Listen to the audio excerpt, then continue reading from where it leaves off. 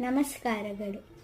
ನನ್ನ ಹೆಸರು ದಿಯಾ ಹಾಗೂ ಇವತ್ತು ನಾನು ಸುದಿನಂ ಅಂತ ಒಂದು ಜನ್ಮದಿನದ ಹಾಡನ್ನು ಹಾಡುತ್ತಿದ್ದೇನೆ. ತಡ ಮಾಡದೆ ಶುರು ಮಾಡೋಣ.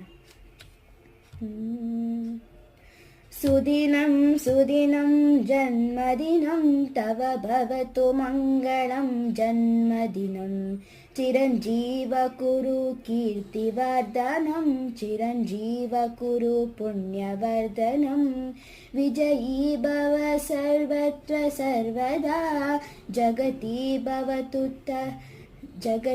ಭವತು ತರ್ವಸು ಯೇಷ ಗಾನಂ.